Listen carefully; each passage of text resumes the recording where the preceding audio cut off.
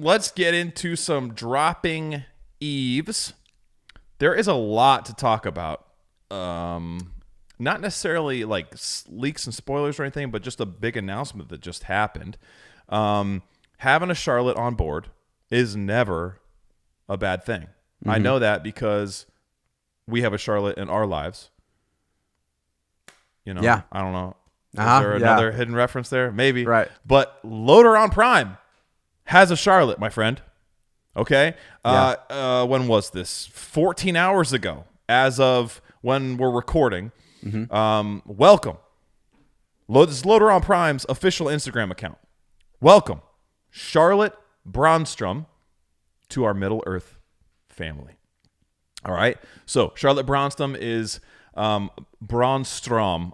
I'm not my German is not very good, so I'm doing my best. But Charlotte is going to be directing 2 episodes of LOTR on Prime, in addition to Che Bayona, and in addition to Wayne Che Yip. Okay, so there's this picture that accompanies this message. Obviously, definitely on location. Definitely in the mountains. Now, what part of New Zealand is this in? I couldn't tell you. No idea. It looks remote AF, but that doesn't mean anything. We know that they're using ARRI rental because she's wearing a hat. Have I tried to zoom in on her sunglasses to see what is being reflected? Yes, I have.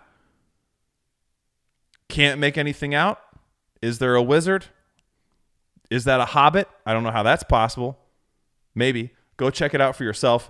There was an article released in Variety that accompanies this announcement as well. So she signed on to... I'm just going to read bits and pieces of this. Yeah. She signed on to direct 2 episodes, which, you know, they're pointing out here that they've created an impressive international creative team, you know, citing Che Bayona, and also the British-Chinese director, Wayne Che Yip. We're going to talk about him in a second because I realized, too, that we got so caught up in that photograph and just hearing from Jimmy down in New Zealand that we forgot to really even talk about Wayne at all. So I wanted to bring him up. There was a press release on his directorialship as well.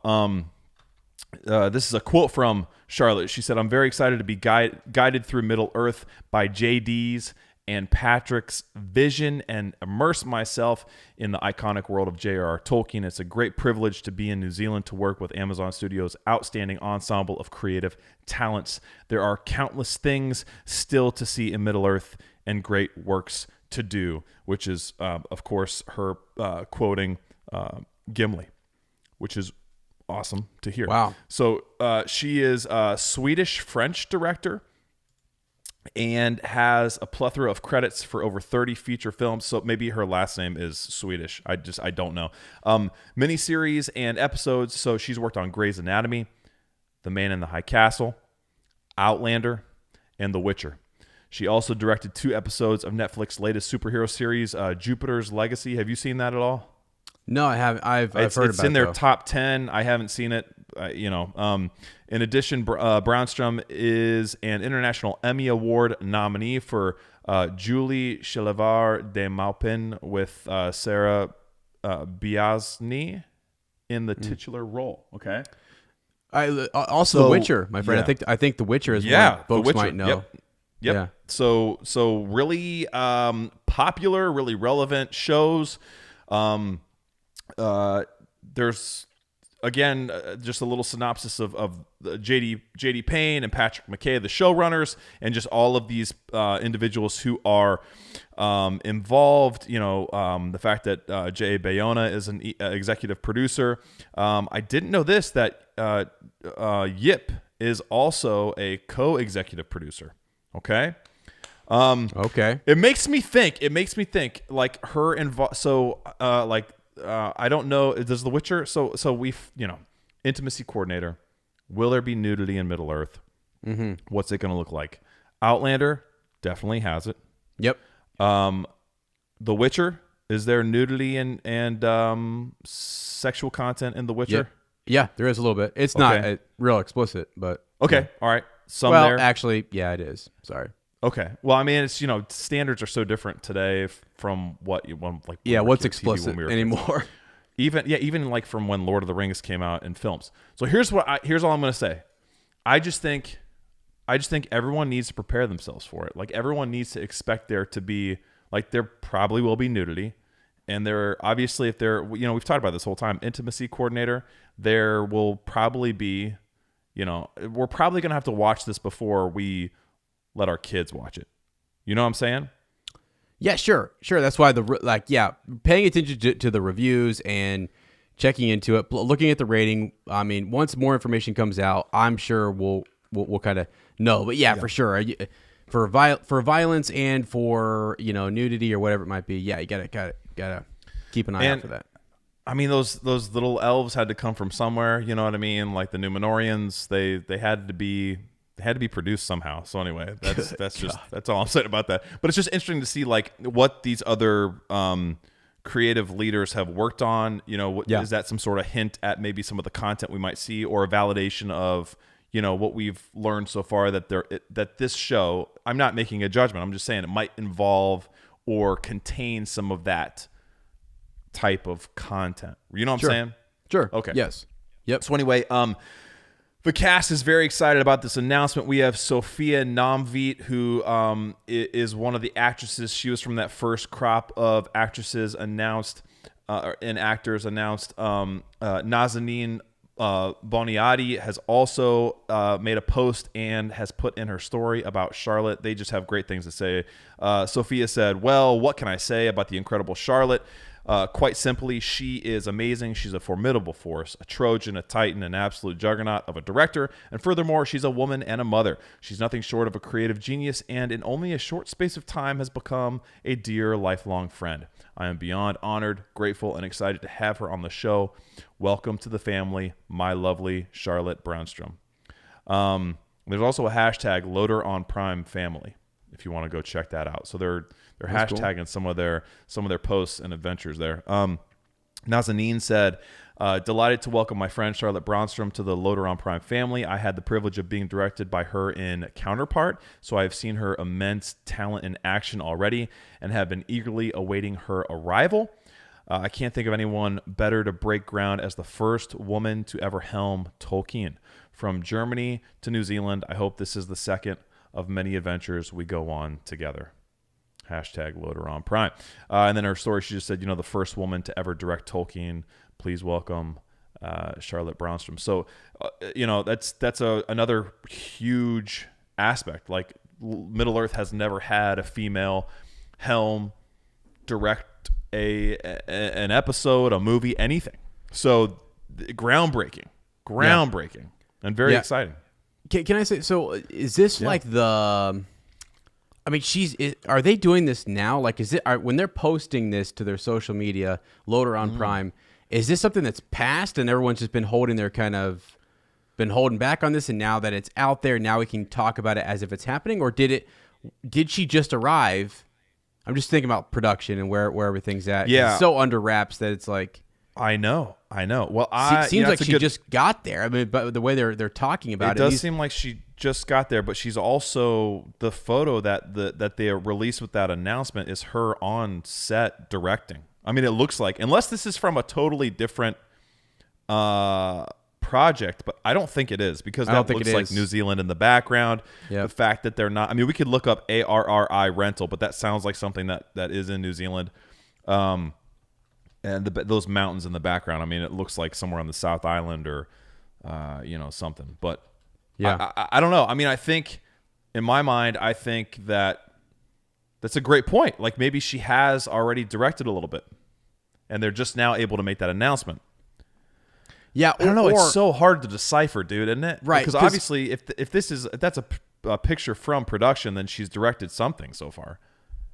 Yeah, they've been in action. Yeah, and that Bayona was out there. They talked about the first 2 episodes, then that grew a bit, and then Wayne Yip is out there doing some stuff as well, and then now we have someone else.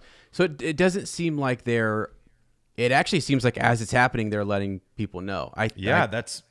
That's kind of the vibe, isn't it? Yeah. Because I think that feels better. I like that feeling more. You know, it's like it kind of increases the excitement versus like, oh, this is all photos or we're just announcing this from past kind of over the past year. This is what happened, you know? I also like it too because they're, in a sense, they're like, they've been able to stay so under wraps, but in this way, they're also like taking control of, because this was announced by them. It wasn't leaked by anybody. You know, the OneRing.net, OneClickbait.net didn't like, you know, spy this out or leak this out or get a spy. Actually, I have a funny story about them. There's I read an article of them like taking pictures of stuff and having supposedly a spy. But then, like at the end of the article, they're like, if anyone in New Zealand knows what we're looking at or is familiar with the area, please contact us. Let us know. Are there any landmarks? Is there anything that could give it away as a part of Numenor or as a part of, you know, what's it, like Mythland or whatever? I was like, oh my gosh, they have no idea. They have no idea. It's driving them nuts. Yeah. So big news. Charlotte Brändström is directing, big time, first female director in Middle Earth. All right. So another one that we need to get into is our second director that we know of, Michael Che Yip. So he's a British-Chinese director. He's joined the creative team as a director and a co-executive producer. You know, they're really highlighting the fact that this is an international team of directors, which is really cool. Different perspectives. You know, it's awesome. Okay, so this is crazy. Didn't know this, bro. Little connection here. He's also directed episodes in the Wheel of Time series. Really? Yes. I didn't know that. That's cool. And he's also worked with Jordan Peele on Jordan Peele's Monkey Paw Productions, directing episodes of Hunters, which stars Al Pacino. So, you know, working with legends. He's also, let's see, his prior credits include the first Doctor Who New Year's special, multiple episodes of Preacher for Seth Rogen and Evan Goldberg at AMC, and Happy featuring Chris Maloney and a flying unicorn. Early in his career in the UK, Wayne directed on multiple premium cable and broadcast shows as part of a directing team with Alex Garcia Lopez, working on titles such as Utopia, Misfits, and Secret Diary of a Call Girl for HBO. So as part of this release, he made a statement. It is a true honor to be invited into the world of Tolkien by JD and Patrick and Amazon Studios. Every day I look forward to working with the incredible team here in New Zealand as we humbly contribute to the legacy of the greatest stories ever told. Wow. Just hearing so like hearing Charlotte make a reference to Gimli, right, that there's so much still to be explored. Hearing Wayne talk about, like, you know, humbly contributing to the legacy of the greatest stories ever told. JD and Patrick from the very beginning, you know, referencing Tolkien, remarking how they feel like just humble hobbits given a monumental task. Like this humility and the way that they're coming into this project, all of these creators realizing that this is a big deal, right? Is so like settling for me. It is so calming. It makes me feel like this is just seriously in the right hands. Yeah. It's in the right hands. No, I'm with you because it is nice to hear them talk about one another, to talk about family, and to get that same vibe and feel that when you talk to Shane and when you talk to Tammy and yes, man. when we've had a chance to talk to Billy Boyd, for example, Billy Boyd. It's really cool to hear them talk about the experience and the vibe and the feels and the appreciation they have for Tolkien's stories and the great storytelling that he gave to us. So it's encouraging. It's highly encouraging. Yeah, big time. Big time. So that's all really awesome. Those are the two. I mean, I guess the announcement about Charlotte is the biggest at this point when we're recording. It's kind of brand new. It happened like today or last night, maybe even. And then talking about Wayne as a director is another big thing that has happened pretty recently within the last couple of months. So our upper friend Chris Fizzett actually sent us an article too from the Daily Wire. I didn't even know this was a thing, but I guess a lot of people were like upset, confused by, like kind of contesting the fact that Amazon spent as much as it did on this first season. And so like Jennifer Salk had to come out and kind of defend why they spent so much, which seems kind of stupid to me. I don't understand like who these people are who are like, I can't believe Amazon is spending so much on a show that's going to be amazing and that we really care about. Maybe they're people who don't want Lord of the Rings shows. I don't know. But like to me, it's like, give them more. Give them all the money they need. I think that the comparison was talking about how like Peter Jackson's original trilogy was only 200 some million. Why is it double that for one season? Okay, whatever. It was an interesting article. It pretty much is just like Jennifer Salk, who we talked about way at the beginning of all this, as an Amazon exec, working with TV show development and movies and stuff, their media side, the process of acquiring the rights. And she even said in here, she's like, part of that figure is what we spent on the rights to even do the shows, and bidding, and it was a big amount.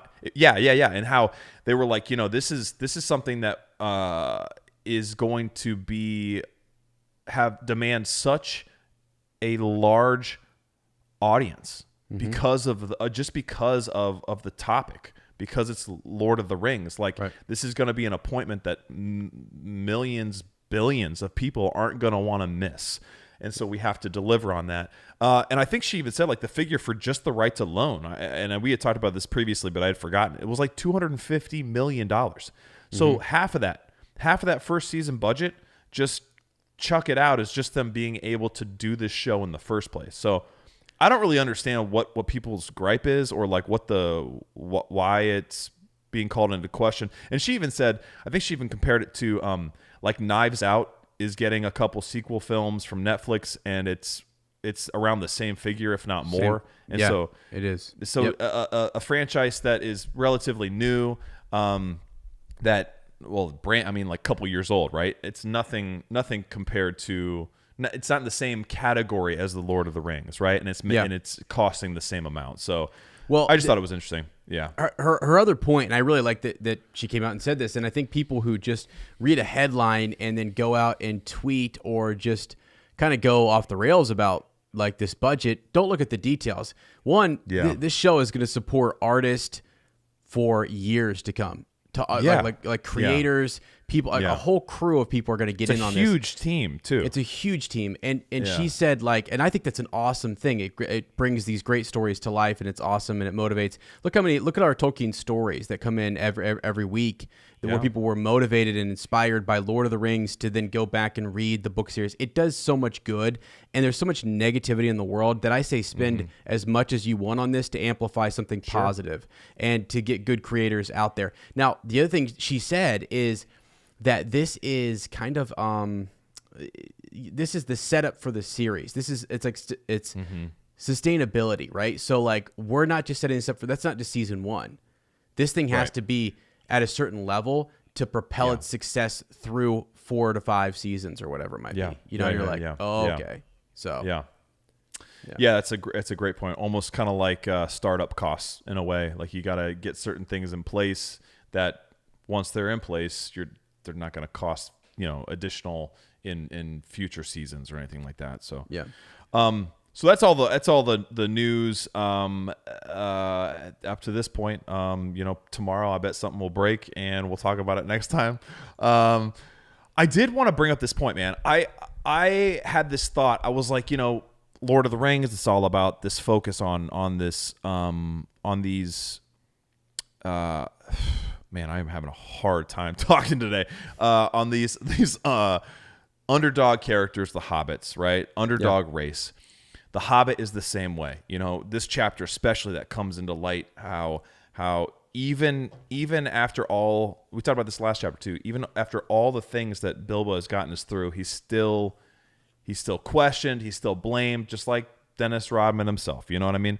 Mm-hmm. So I thought to myself, I was like, how much of maybe some of the trepidation that we're facing going into the show is because we know and/or are assuming that there will be, and also too, like when we get uncomfortable with all these wizards and elves and like dark lords and stuff, there's always the hobbits to make us feel like, okay, you know what I mean? Like the Hobbit characters, whether it's Sean Astin, whether it's Elijah Wood, whether it's Martin Freeman, they comfort us like nothing else, and they kind of help us. And a lot of like what Tom Shippey was talking about, that whole they help bring us into the world because they're kind of part of our frame of reference. They're still, even though it, you know, they're based on, you know, Tolkien's world from, you know, or the world as Tolkien knew it almost 150 years ago. They're still enough. They're still they're closer to us than they were to the, you know, the time of mythology.